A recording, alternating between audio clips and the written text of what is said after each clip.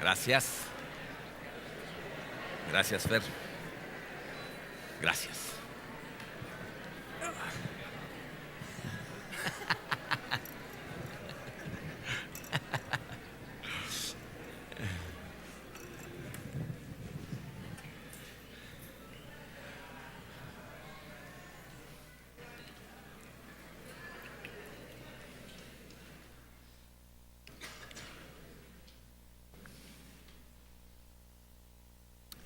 Bien, miren, la semana pasada estudiamos lo que sería la primera parte de este pasaje en Colosenses 3, en donde Pablo nos habla primero de cosas que tenemos que eliminar y luego de cosas que tenemos que ponernos.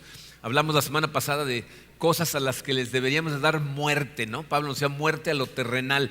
Y miren, ahora sí que el corazón de lo que vimos la semana pasada, por si no estuvieron aquí, es que si tú no le das muerte a esos pensamientos pecaminosos que a todos nos llegan de vez en cuando, les permites quedarse en tu mente, en tu corazón, y los nutres, los alimentas, ¿verdad? Los dejas vivir ahí, al rato no se van a quedar en pecados internos, sino que tienden a salir, se convierten en los tremendos pecados externos que causan tiradero en la vida de muchas personas. Entonces por eso Pablo dice, dale muerte a todas esas cosas. El día de hoy vamos a ver el otro lado de la moneda, que son las cosas a las que necesitamos darles vida en nuestra vida, ¿okay? O sea, las actitudes, los comportamientos con los que deberíamos de estar revestidos todos los cristianos.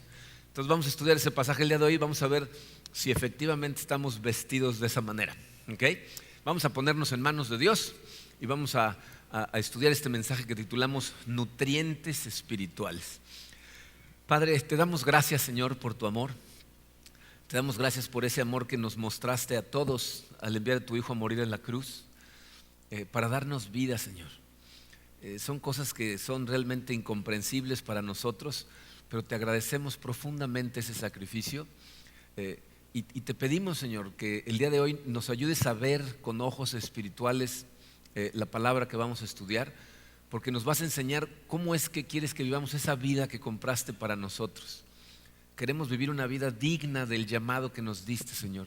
Así es de que ayúdanos a ver estas cosas con tus ojos, a entenderlas de manera espiritual y aplicarlas en nuestra vida, Señor, para que podamos darte gloria cada día de nuestra vida, Señor. Te pido todas estas cosas en el poderoso nombre de tu Hijo Jesucristo. Amén. Muy bien, miren, el pasaje de hoy, como ven en su programa, es Colosenses 3, versículos 12 al 17. Lo voy a leer una vez de corrido, ustedes lo tienen separado como lo vamos a analizar. Va a ir pasando en la pantalla, lo pueden seguir también acá y después los estudiamos despacito. Empezando en el versículo 12, dice Pablo: por lo tanto, como escogidos de Dios, santos y amados, revístanse de afecto entrañable y de bondad, humildad, amabilidad y paciencia, de modo que se toleren unos a otros y se perdonen si alguno tiene queja contra otro.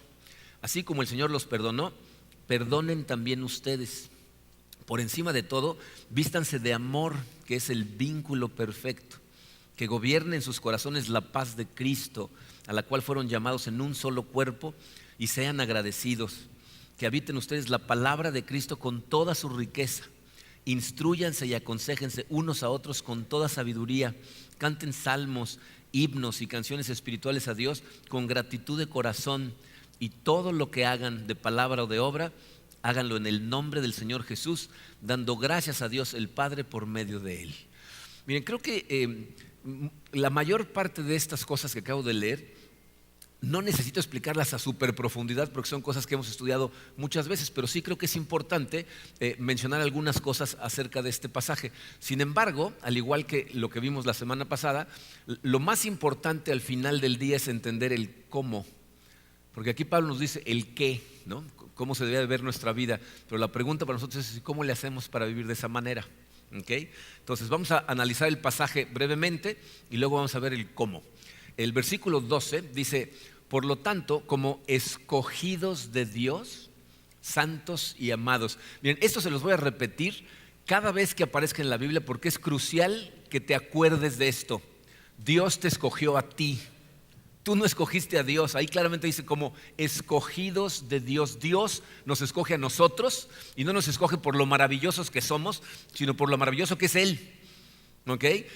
Porque nos elige, porque Él nos escoge, es que somos santos y amados. Y ahorita vamos a ver cómo ese santos y amados es una increíble bendición que tenemos todos los que ponemos nuestra fe en Él. Como respuesta a ese llamamiento, continúa Pablo en ese versículo 12, dice: revístanse de afecto entrañable. Fíjense, esas dos palabras en el original es una, que es misericordia. Entonces dice: revístanse de misericordia y de bondad, humildad, amabilidad y paciencia. Si tú conoces la Biblia un poquito, entonces sabes que, fíjense, estas características que acaba de mencionar Pablo aquí son parte de lo que el mismo Pablo, pero en su carta a los Gálatas, nos da como las características que son el fruto del Espíritu en la vida de una persona. En otras palabras, estas características son el producto de la madurez espiritual en una persona. Dicho de otra manera, la madurez espiritual en una persona no se ve en cuántos versículos de la Biblia se sabe de memoria, no se nota en la cantidad de horas que pasas en oración, no se ve en la cantidad de grupos pequeños en los que participas, o si siempre vienes a la iglesia y nunca te pierdes ni un solo servicio. Todas esas cosas en conjunto producen madurez espiritual, pero no son la muestra de madurez espiritual. La muestra de la madurez espiritual es cómo tratas a otras personas. Porque aquí Pablo nos está diciendo: la compasión, la bondad, la humildad, la amabilidad, la paciencia son marcas de madurez que se notan en la forma en que tratas a la gente a tu alrededor. ¿Okay? Entonces esas son marcas de madurez. Y Pablo continúa, dice que gracias a esas cosas, dice, de modo que se toleren unos a otros y se perdonen si alguno tiene queja contra otro. Así como el Señor los perdonó, perdonen también ustedes. O sea, nosotros, fíjense, todos somos seres caídos. Yo sé que todos nos sentimos como que somos buenos y nos portamos bien y hacemos nuestro esfuerzo, pero la realidad sea dicha, todos tenemos nuestras cosas. O sea, es difícil llevar la fiesta en paz, hacer la vida juntos en familia, porque todos somos una bola de pecadores. Entonces, lo que Pablo está diciendo es: solamente madurando espiritualmente, estas características empiezan a darse en la vida de la gente y entonces nos podemos tolerar mutuamente porque somos espiritualmente maduros. Dice: y así como el Señor los perdonó, ustedes tienen que aprender a perdonar a los demás. Y continúa Pablo en el versículo 14 y dice: por encima de todo, vístanse de amor, que es el vínculo perfecto. Miren, ese es el mensaje central de Jesucristo. Si estudian la vida de Jesucristo, se van a dar cuenta que para Él lo más importante que quería transmitirnos es que esta vida es acerca de amar. Cuando le preguntaron a Él cuáles son los 2 mandamientos más importantes, dijo: amar a Dios sobre todas las cosas y a tu prójimo como a ti mismo. Ese es el mensaje de Jesucristo. Y Pablo aquí utiliza una palabra muy interesante. Dice que el amor es el vínculo perfecto. ¿Saben lo que significa vínculo? Significa forma de relacionarse. O sea, Pablo está diciendo: la forma perfecta para relacionarse entre ustedes es vestidos de amor. Y luego nos da 2 consejos maravillosos que van de la mano con las cosas que Jesucristo quería para nosotros.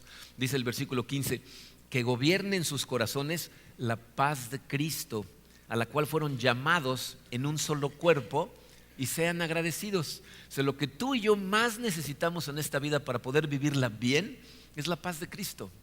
Cuando tú tienes la paz de Cristo en tu corazón, cuando gobierna tu corazón su paz, estás en paz con Dios, estás en paz contigo y estás en paz con los demás. Dice Pablo: para eso fueron llamados en un solo cuerpo, es decir, para eso fueron llamados a ser parte de la iglesia.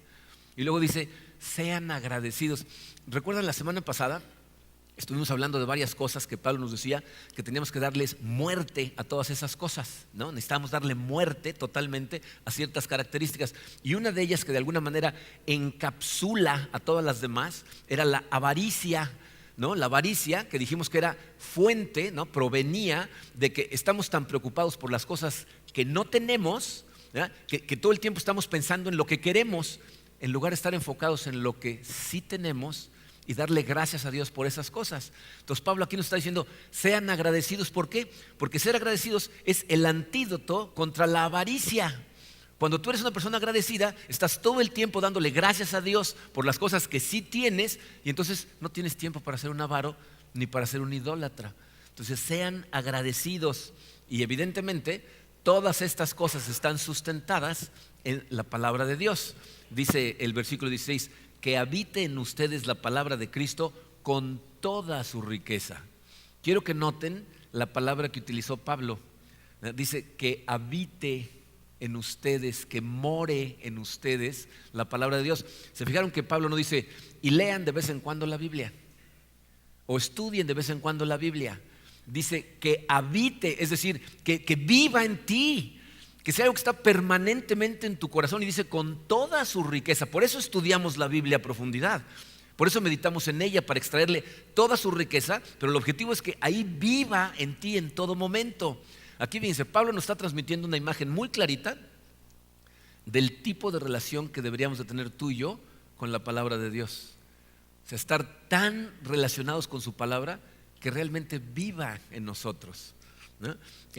Como resultado de que la palabra de Dios viva en ti, puedes hacer lo siguiente que nos dice Pablo. Dice, instrúyanse y aconséjense unos a otros con toda sabiduría. ¿Cómo podemos instruir a otra persona, darle consejos a otra persona, ayudarle a otra persona con toda sabiduría?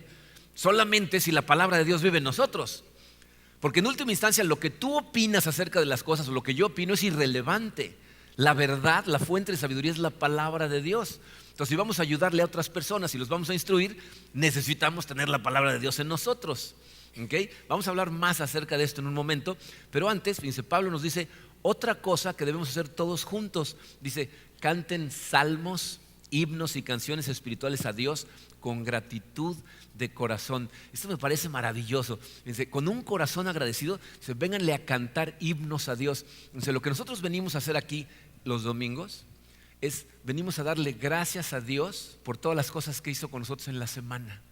Y entonces, con un corazón agradecido, venimos a cantar. Y me parece muy interesante que lo que nos está diciendo Pablo es que o sea, tener ganas de cantarle a Dios, de adorar a Dios a través de las canciones, es otra muestra de tu madurez espiritual. Cuando yo recién me convertí, cantarle a Dios era una de las cosas que más me gustaba, ¿no? Yo tocaba la guitarra y cantaba. De hecho, mi primer trabajo en la iglesia fue en la alabanza, tocando la guitarra y cantando. Y yo pensaba que a lo mejor eso era porque, pues como a mí me gustaba mucho cantar, pues era mi forma de expresar mi amor por Dios.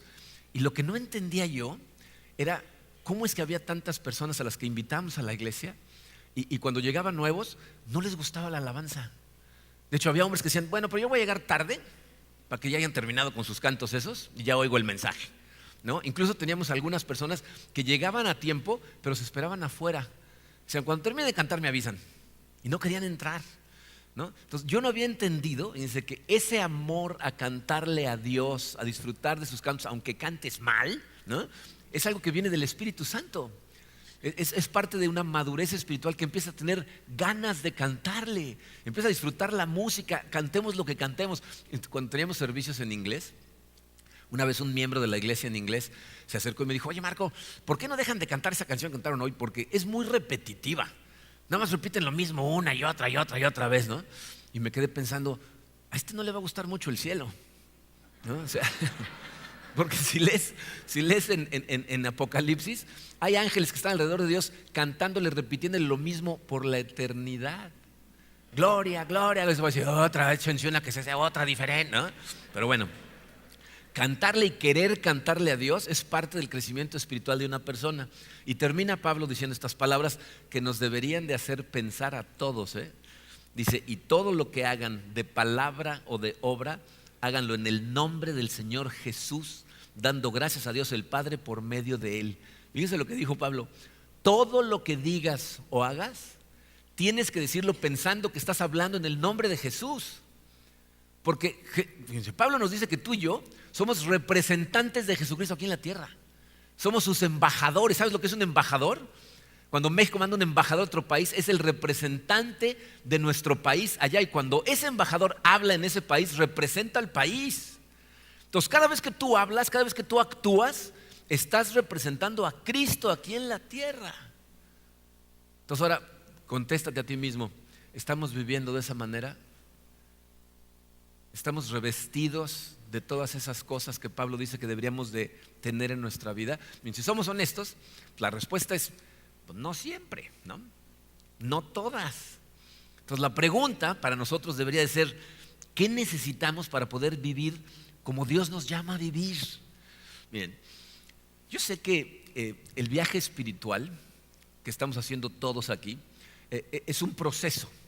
O sea, la santificación no es instantánea. Tú no pones tu fe en Cristo y al otro día, ¡pum!, ya cambiaste. No, es un proceso que toma tiempo y para cada uno de nosotros ese proceso es diferente, lo sé. Hay gente que va muy rápido, hay gente que va un poco más lento, hay gente que está sentada tomándose una siesta. O sea, cada uno va a diferente velocidad, ¿no? Y aunque es diferente para todos, hay cosas, igual que el ejemplo que les di la semana pasada con respecto al cáncer. ¿Se acuerdan de ese ejemplo? Les decía yo que todos tenemos células cancerosas, pero hay factores que si se combinan en la vida de una persona es más probable que active sus células cancerosas. Bueno, de la misma forma funciona tu madurez espiritual. O sea, tú no puedes forzar tu crecimiento espiritual simplemente por esforzarte, pero lo que sí puedes hacer es ponerle ciertos nutrientes espirituales al terreno de tu corazón para que sea un terreno fértil que dé fruto más rápido.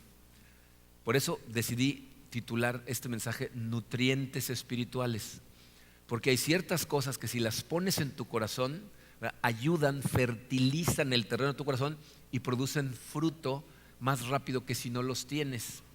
Les puse en su programa, dice, nutrientes que nos permiten fomentar el crecimiento espiritual. Dice, lo que vamos a ver el día de hoy son 3 nutrientes que combinados producen crecimiento espiritual. De hecho, vamos a ver al final cómo si uno de ellos nos falta, tu madurez espiritual se vuelve muy complicada. Ya sé que lo que voy a decir ahorita, cuando veamos los nutrientes, no deberían ser noticias de último momento. O sea, no van a causar un shock, ¿no? Nadie va a decir, ¿cómo? Aparte tengo que estudiar la Biblia. O sea, ya sé que ya lo saben. Pero es muy importante que los entiendas a profundidad, porque cuando faltan estas cosas en tu vida es cuando dejas de crecer. Una vez más, antes de empezar a verlos, te recuerdo, no estoy hablando de salvación. Pablo le está hablando a gente que ya resucitó en Cristo. ¿Se acuerdan que el capítulo 3 empieza diciendo, si ustedes han resucitado en Cristo, entonces esto se aplica? No te vayas a confundir y a pensar que estas cosas son lo que tú necesitas para ser salvo. Tu salvación viene a través de la fe en Cristo, ¿ok? Esto que vamos a ver es lo que debería ser el resultado de tu salvación. De hecho, esa es la paradoja del cristianismo. Que seamos cristianos, pero no vivamos exactamente como la Biblia dice que debe vivir un cristiano. Y generalmente la razón por la que no lo hacemos es porque nos faltan estos nutrientes, uno o varios de ellos. Entonces vamos a verlos. Miren, el primero, es importante que lo tengas claro, es la base de los otros 2 que vamos a ver. Vamos a ver 3. El primero es el fundamento. Si no entiendes difícilmente vas a llegar a los otros 2. ¿Okay? Este primero es una verdad muy simple, pero curiosamente es el concepto teológico más difícil de abrazar con el corazón y con la mente para una persona, y porque no entendemos o no conocemos la profundidad de este primero, mucha gente no corre realmente a perseguir el corazón de Dios. El número 1 en su programa dice, necesitas creer y asimilar lo que significa que Dios te ama. Ese es el primer nutriente. Saber que Dios te ama y te ama hoy. Y a lo mejor piensas que soy un exagerado cuando digo que este es el concepto teológico más difícil de asimilar. Hubo un comentarista bíblico que nació en el siglo XIX, murió en el siglo XX, que se llamó Benjamin Warfield. Este hombre escribió volúmenes y volúmenes y volúmenes de comentarios bíblicos acerca de todos los libros de la Biblia. En su lecho de muerte le preguntaron, desde tu punto de vista, ¿cuál es la verdad más profunda que encontraste en todos tus estudios? Su respuesta se hizo tan famosa que se convirtió en una canción. Él estaba hablando en inglés, pero lo que dijo es, Jesús me ama. Eso lo sé porque la Biblia me lo dice. Si ustedes hablan inglés, a lo mejor han oído una canción que dice, Jesus loves me, this I know, for the Bible tells me so. Jesús me ama y esto lo sé porque la Biblia me lo dice. Esa fue su respuesta. Dice, el concepto teológico más profundo que vas a escuchar en tu vida es muy simple, pero para muchas personas difícil de creer. Y aparte, difícil de asimilar la profundidad de lo que significa. Dios te ama. Entonces, fíjense, hoy vamos a estudiar rápidamente 2 pasajes a este respecto para ver si podemos ver la profundidad del amor de Dios y lo que debería de causar en nosotros. El primer pasaje está en el capítulo 8 de la carta de Pablo a los Romanos. Ese capítulo 8 es interesante porque empieza Pablo hablando, después de explicar una serie de cosas, los primeros 7 capítulos, en el capítulo 8 llega a esta conclusión, dice, entonces ya no hay condenación para los que estamos en Cristo, ¿no? Porque fuimos resucitados en Él y Dios nos perdonó nuestros pecados gracias al sacrificio de Cristo. Y entonces en el versículo 31, ¿verdad? Este es un versículo muy famoso, dice Pablo, ¿qué diremos frente a esto? O sea, está preguntando, ¿qué decimos con respecto al hecho de que ya no hay condenación para nosotros los cristianos porque Dios nos salvó? Y esta es su respuesta a su propia pregunta. Si Dios está de nuestra parte, ¿quién puede estar en contra nuestra? Esto es algo que estoy seguro que has oído 1000 veces. Si Dios está conmigo, ¿quién contra mí? La gente comete el error de pensar que ese versículo se refiere exclusivamente a cosas físicas en este mundo. Si Dios está conmigo, ¿quién aquí puede contra mí? Pero está hablando de cosas espirituales. ¿Tú sabes lo que pasa en el cielo todo el tiempo? En la Biblia, ¿sabes cómo le llaman a Satanás? El acusador. Porque se la pasa todo el tiempo en presencia de Dios acusando a la gente. Es como el abogado, el fiscal, ¿no? Que está diciendo, mira lo que hizo Marco, mira, otra vez, mira, y Karina, no, está viendo a todo el mundo acusando y acusando y acusando. Pero también hay un abogado defensor, que es Jesucristo, que está intercediendo en todo momento por la gente que es de Él. Y entonces hay una discusión en donde Satanás está diciendo, mira esto y esto y esto y esto. Y Jesucristo está diciendo, sí, pero eso ya lo pagué, sí, pero eso ya lo pagué, sí, pero eso ya lo pagué. Y lo que está diciendo aquí Pablo es, si Dios está de parte nuestra en esa discusión, ¿quién puede contra nosotros? ¿Quién le va a ganar la discusión a Dios? O sea, no podemos perder en esa discusión. Y fíjense cómo continúa, versículo 32. Dice, el que no escatimó ni a su propio Hijo, sino que lo entregó por todos nosotros, ¿cómo no habrá de darnos generosamente junto con Él todas las cosas? Dice, si Él ni siquiera escatimó a su Hijo y estuvo dispuesto a dar la vida de su Hijo por nosotros, ¿cómo no nos va a dar todo lo que nos promete en su palabra junto con su Hijo?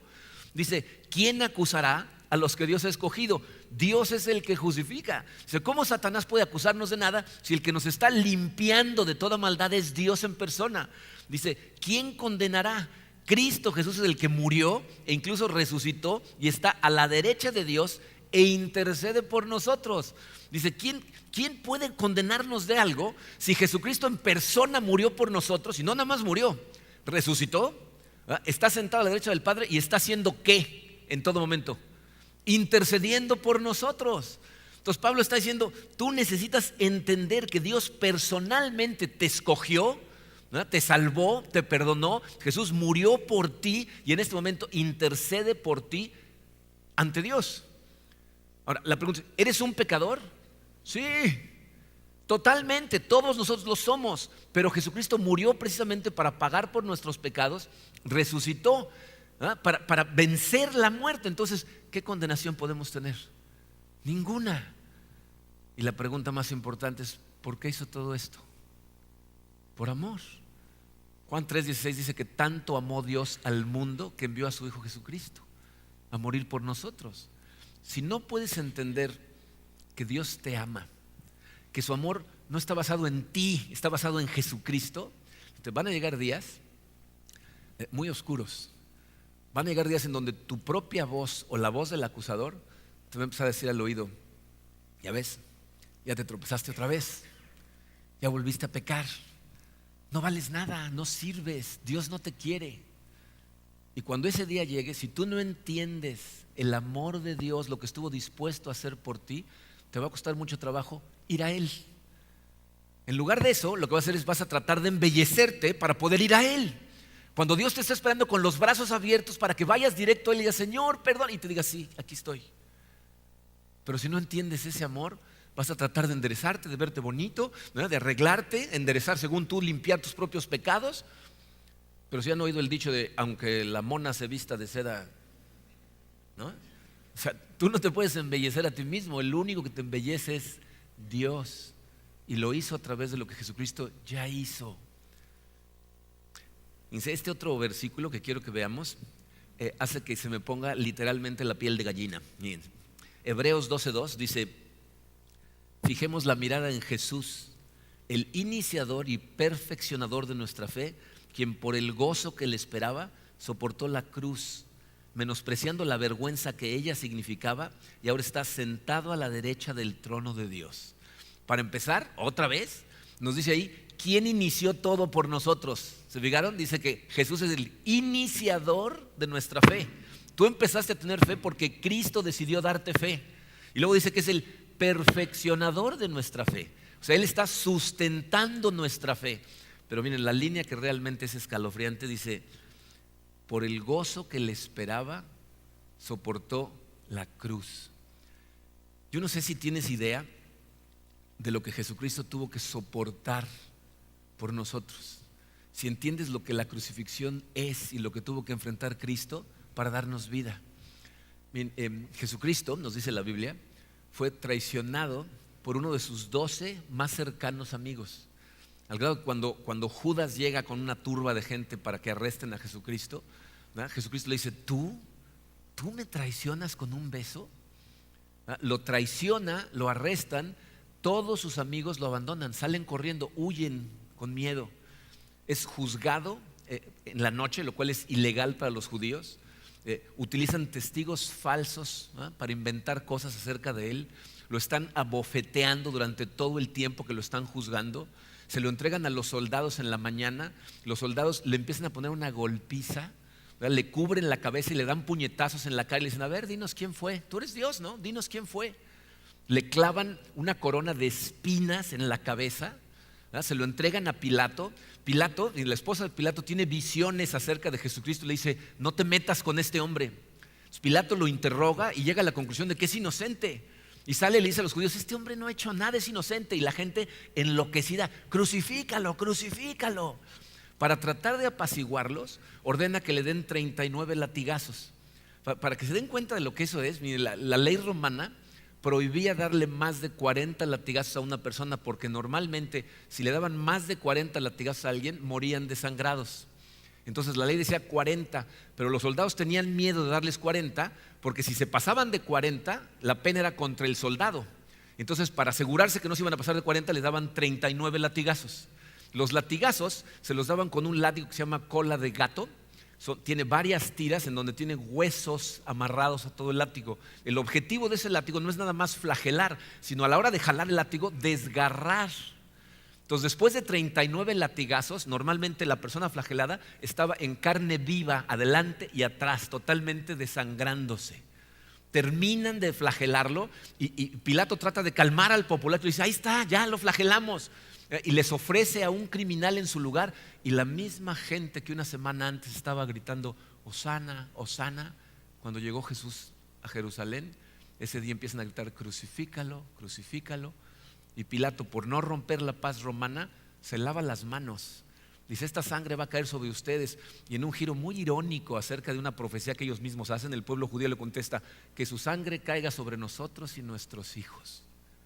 Y entonces lo condenan a la crucifixión. Los condenados a ser crucificados tenían que cargar con la parte transversal de la cruz, no con toda la cruz como se ve en algunas imágenes, nada más la parte transversal. Jesucristo, piensen en esto, el arresto fue después de la última cena, o sea, llevaba todo el día, toda la noche y toda la mañana y había sido torturado, y le ponen la parte transversal y se cae, no puede caminar, se está desangrando. Tienen que sacar a una persona de la multitud para que esa persona cargue con esa viga, y entonces se va caminando atrás de él hasta llegar a la montaña en donde lo van a crucificar. Al llegar ahí, le clavan primero los brazos. El clavo atraviesa la muñeca y destroza el nervio ese que te duele cuando te pegas en el codo. O sea, el objetivo es destrozar ese nervio, lo cual hace que los brazos se tensen. Y entonces levantan a la persona con la parte transversal y entonces le clavan los pies a un triángulo de madera que tenían en la parte de abajo. A lo mejor dices, ay, les ponían un reposo para el pie. Era una forma de extender la tortura lo más posible, porque una persona crucificada, por la posición que tiene, ya no puede respirar. Necesita levantarse por encima de los brazos para poder respirar. Entonces los pies crucificados a esa tabla servían para que el condenado pudiera levantarse, empujándose en los pies crucificados con la piel arrastrándose contra la madera que acaban de flagelar, respire y se vuelve a bajar. Entonces la gente condenada a la crucifixión moría de una de dos formas: o se asfixiaban o se ahogaban en su propia sangre. Cuando los romanos querían acelerar la muerte de uno de los condenados, le rompían con un mazo las espinillas y entonces ya no se podían levantar para respirar y morían asfixiados. En la misericordia de Dios, Jesucristo en 3 horas se ahoga en su propia sangre. Un soldado experto en verificación mortal se acerca con una lanza, atraviesa las costillas de Jesucristo, rompe la bolsa que protege al corazón y sale sangre y agua, señal de que está muerto.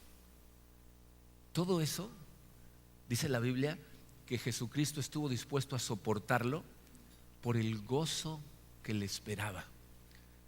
¿Alguna vez te has puesto a pensar de qué gozo está hablando? Evidentemente no era nada que tuviera que ver con la cruz. Jesucristo mismo le pidió a Dios que si había otra manera, que por favor la utilizara, pero le dijo: haz tu voluntad. Entonces, ¿cuál era el gozo? ¿Saben cuál es el gozo? Que él sabía que con esa muerte, por difícil que fuera, iba a comprar a millones de hijos e hijas para su Padre. De una manera increíble, tú y yo somos el gozo que le esperaba, que lo hizo estar dispuesto a ir a la cruz. Y estuvo dispuesto a ir a la cruz porque te ama. Y no nada más porque te ama, entiende esto, te ama y te conoce. Porque hay gente que no puede entender el amor de Dios porque dicen: es que tú no sabes lo que yo he hecho. Si Dios hubiera sabido lo que iba yo a hacer después de mi salvación, nunca me hubiera salvado. ¿Tú crees que Dios no sabía lo que ibas a hacer? Dios te conoce desde antes de que nacieras, desde el principio del universo sabía exactamente lo que ibas a hacer y aún así te escogió. Eso es lo maravilloso de la cruz, que es la muestra de amor de un Dios que estuvo dispuesto a perseguir tu corazón aún a pesar de ti. La cruz es la muestra de lo que Dios estuvo dispuesto a hacer, a qué distancia estuvo dispuesto a recorrer para darte a ti vida, para darme a mí vida. Y si en verdad vas a madurar en Cristo, necesitas entender la profundidad de ese amor. Necesitas entender lo abundante de ese amor, porque el día que entiendas ese amor, eso va a causar dos cosas. En primer lugar, agradecimiento en tu corazón. Vas a decir: gracias, Señor, por lo que estuviste dispuesto a hacer para darme vida. ¿Y sabes qué más va a causar? Arrepentimiento. Un deseo real de vivir tu vida de otra manera, de cambiar tu dirección. Ahorita vamos a hablar más acerca del arrepentimiento. Pero este concepto, el amor de Dios por ti, es el concepto más profundo espiritualmente que puedes entender. Y mientras más dudes de ese amor o no lo entiendas, más difícil va a ser para ti acercarte a Él. Porque no entiendes que ahí está esperándote en todo momento, sin importar qué tropiezos. Dios te ama. Ese conocimiento es el primer nutriente. El segundo nutriente: necesitas ser parte real de la comunidad en Cristo.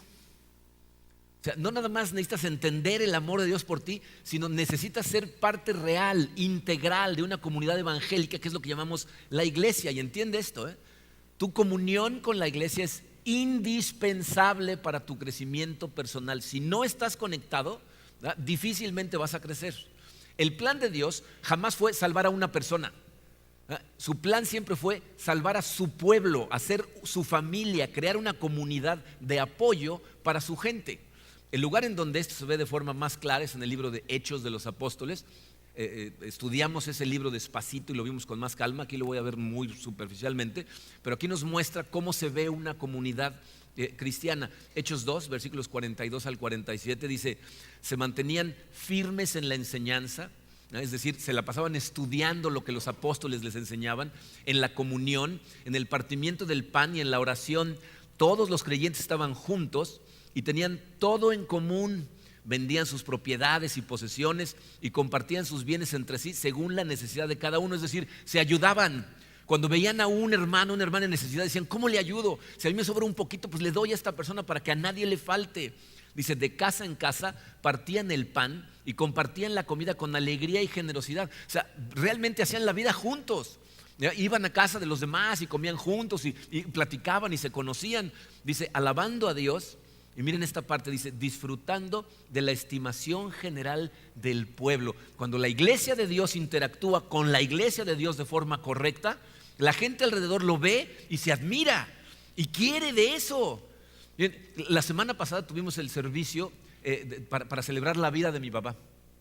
Y entre los muchos invitados que llegaron, ¿verdad?, nos sorprendimos de la cantidad de gente que llegó. Había mucha gente que no conocía a Cristo. Y cuando salieron de ese servicio, mucha gente decía, ¿en dónde se juntan? ¿Quiénes son ustedes?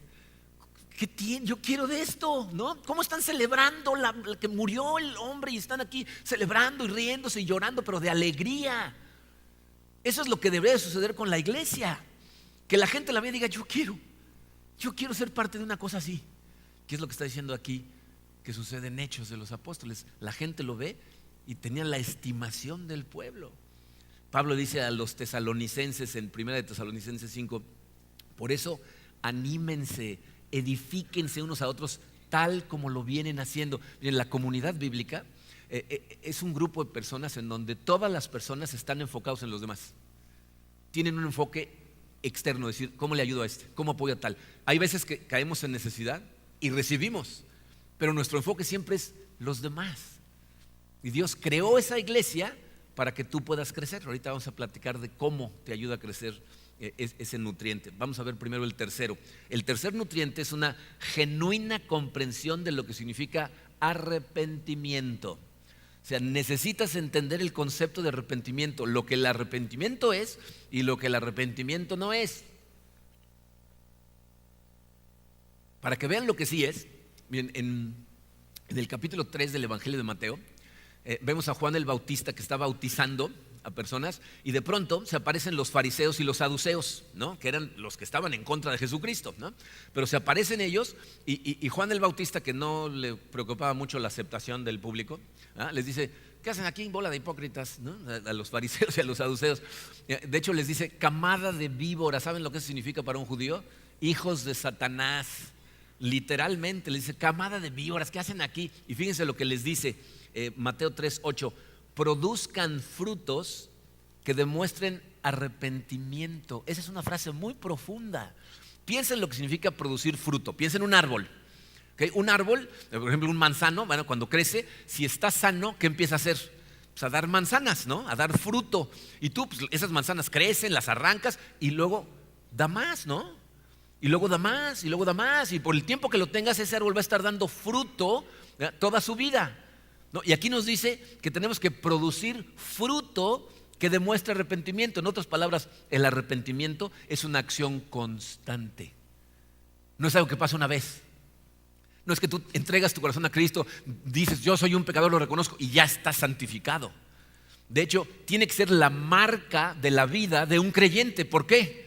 Porque conforme vas avanzando, cuando empiezas a estudiar la palabra de Dios y empiezas a interactuar con la familia de Dios, mientras más profundizas, más cosas se revelan acerca de ti.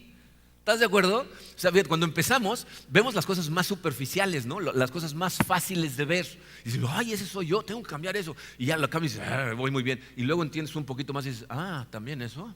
Y luego un poquito más y dices, también, ¿no? Y mientras más estudias y más estudias y más estudias, más se revela y más se revela y más se revela. Y tu arrepentimiento tiene que ser toda tu vida como creyente, porque no va a haber perfección de este lado. Aquí siempre vamos a ser imperfectos, lo cual significa que tienes un montón de espacio para arrepentirte, ¿no? Te tienes que ir arrepintiendo de todo poco a poco y eso es lo que te va transformando. Si no hay arrepentimiento de parte de ti, significa que tú ves tu pecado y dices, no es para tanto. No hay que ponerle tanto énfasis a este asunto, son tonterías.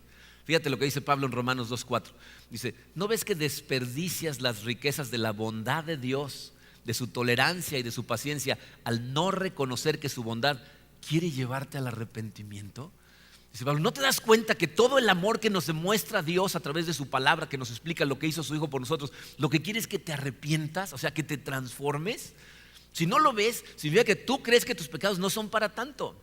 Pero cuando entiendes, fíjate, la profundidad del amor de Dios, lo que hizo para comprar tu vida y ves tu pecado reflejado en su palabra, eso debería de llevarte a desear con todo el corazón a cambiar. la dirección de tu vida, empezar a vivir de una forma diferente.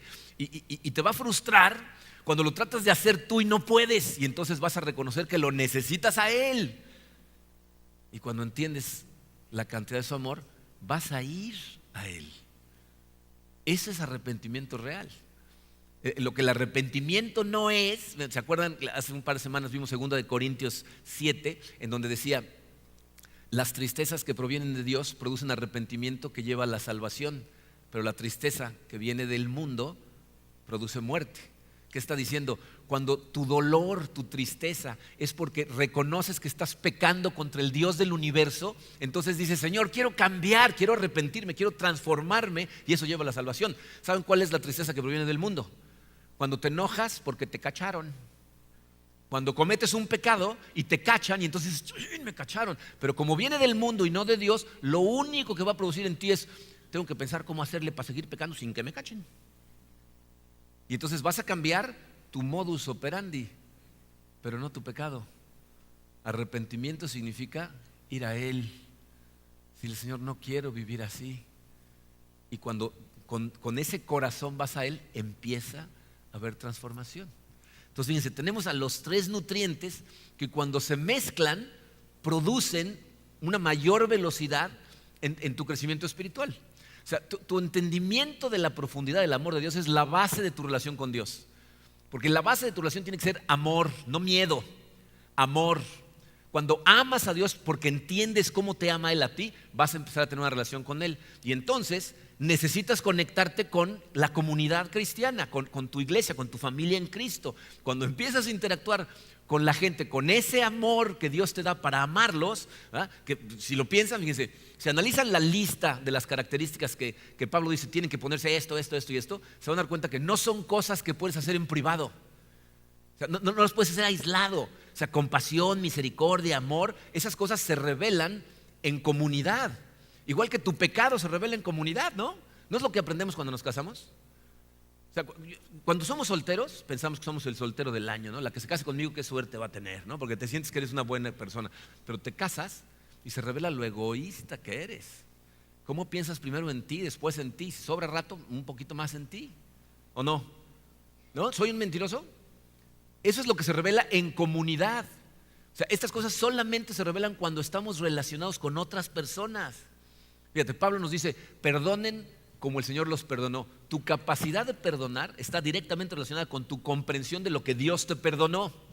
Si tú no entiendes lo que Dios te perdonó, te va a costar mucho trabajo perdonar a los demás. Y fíjate cómo se mezclan los nutrientes para producir madurez espiritual. Fíjate, si tú vives en comunidad y te estás aferrando a no perdonar a una persona, tu comunidad a través de la palabra de Dios te va a confrontar. Y entonces vas a tener que reconocer que no confías en el perdón de Dios para ti. Porque la razón por la que no perdonamos a otras personas es porque no entendemos todo lo que Dios nos perdonó. Entonces, cuando entiendes que no confías en el perdón de Dios, tienes espacio para arrepentirte. En ese momento es que puedes decir: Señor, ayúdame a perdonar. Pero no es hasta que se revela, ¿no? También nos da instrucción, por ejemplo, de instruirnos unos a otros, ¿no? Dice: instrúyanse. ¿Pero cómo? Dice, Pablo tiene un discípulo muy joven, se llamaba Tito. Y fíjense lo que le escribe en Tito 2, versículos 2 al 6. Dice: enseña a los hombres mayores a ejercitar el control propio, a ser dignos de respeto y a vivir sabiamente. Deben tener una fe sólida y estar llenos de amor y paciencia. Enseña a las mujeres mayores a vivir de una manera que honre a Dios. Tienen que instruir a las más jóvenes a amar a sus esposos y a sus hijos, a vivir sabiamente y a ser puras. Del mismo modo, anima a los hombres jóvenes a vivir sabiamente. Dice, la comunidad, de la manera en que fue diseñada por Dios, debería de funcionar de esta manera. Hay hombres mayores de edad, vemos hombres mayores de edad en esta comunidad, que hemos caminado de la mano del Señor y de alguna manera hemos llevado a nuestra familia de forma correcta, y nosotros deberíamos de estar enseñándole a la generación más joven, las mujeres a las mujeres, los hombres a los hombres, y la gente joven que está empezando su vida como adulto, que recién se casan, que están empezando sus carreras profesionales, deberían de estar ávidos de recibir conocimiento por parte de la gente que ya pasó por esas cosas y les puede ayudar. Pero pasan cosas bien raras, porque piensen en cómo actuamos, por ejemplo, la generación que somos más adultos, ¿no? Mayores de edad. Vemos cualquier cambio en las formas en las que nosotros hicimos las cosas como un asalto a la vieja escuela, ¿no? O sea, ¿cómo? ¿Por qué cambian las cosas? ¿No? Por ejemplo, piensen en la forma de educar a los niños, ¿no? Que oímos que dicen, no, ahora si se portan mal, dales un tiempo fuera y siéntalos 5 minutos en el rincón, ¿no? Dices, tiempo fuera era cuando me desmayaba yo de la golpiza que me ponía mi mamá, o sea, no, o sea, qué tiempo fuera ni qué tiempo fuera, ¿no? Ven acá y riájale, ¿no? Dale uno, ¿no? Entonces vemos a los jóvenes con sus nuevas teorías de que no les des ni una nalgada, dicen, están locos, ¿no? Y la gente joven ve todo el conocimiento del pasado como sin valor.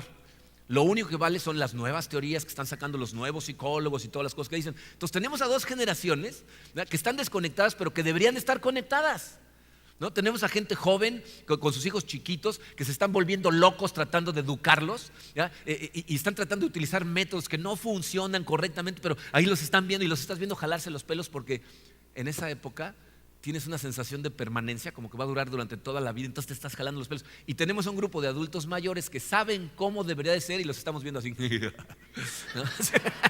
¿No? No extraño esos días, ¿no? O sea, simplemente, ¿no? Cuando lo que debería de suceder es que los jóvenes deberían estar dispuestos a escuchar, porque tratas de ayudarle a algunos jóvenes y te dicen, no, yo sé lo que estoy haciendo, ya tomé un curso, ¿no? Ya tomaste un curso, entonces estás del otro lado, ¿no? Y tenemos adultos que no están dispuestos a intervenir. Cuando si la comunidad funcionara como debe de funcionar, tendríamos a gente mayor, fíjense, maduros espiritualmente, ayudándole a gente inmadura que debería tener ganas de aprender.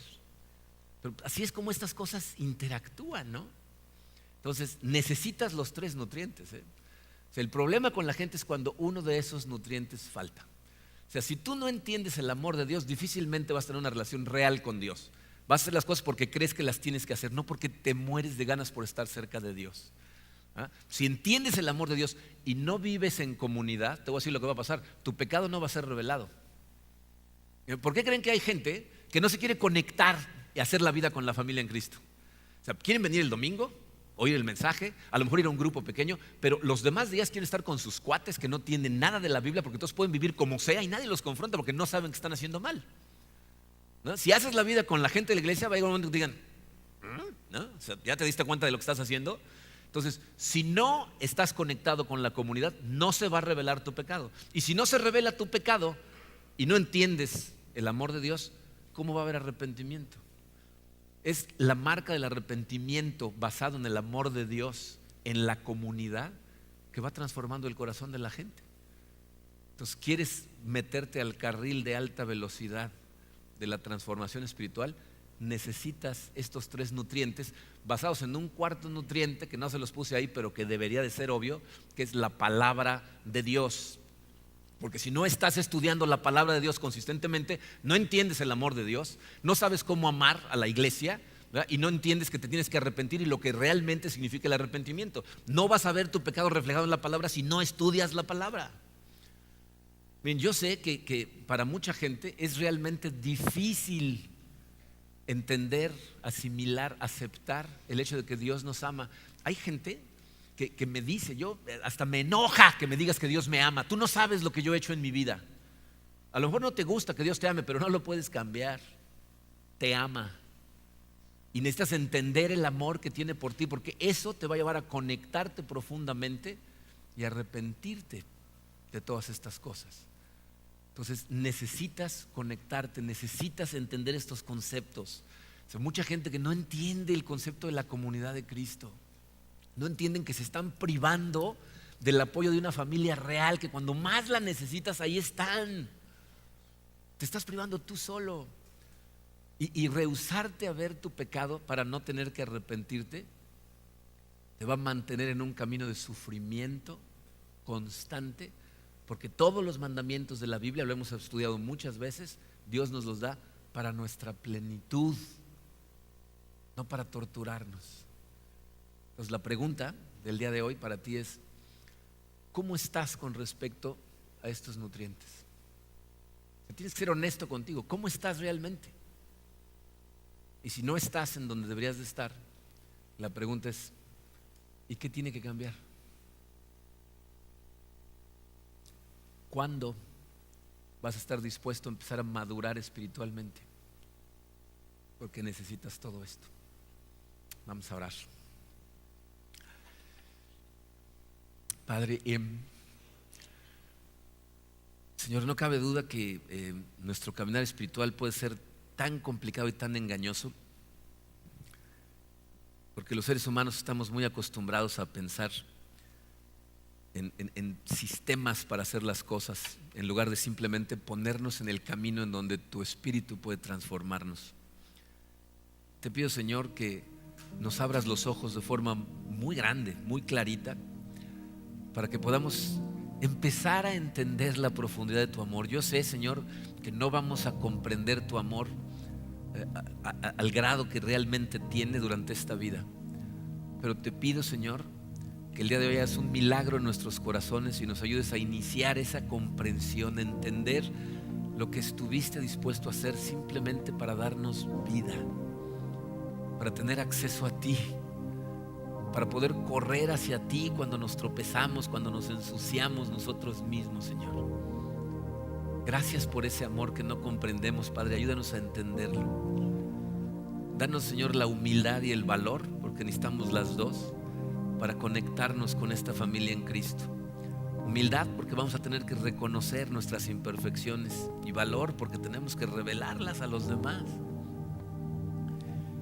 Ayúdanos a abrirnos totalmente, Señor, a hacer la vida juntos verdaderamente, a convertirnos en familia para alguien más, estar ahí para ellos en todo momento, empezar a tener nuestro enfoque en los demás.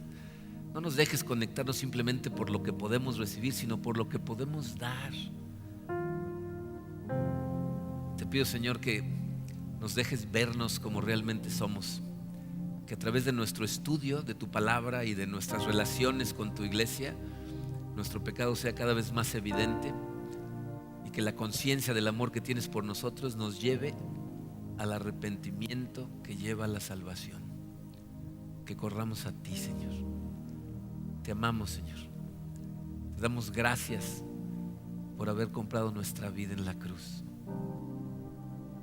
Te damos gracias y te pedimos todas estas cosas, Padre, en el poderoso nombre de tu Hijo Jesucristo, nuestro Salvador.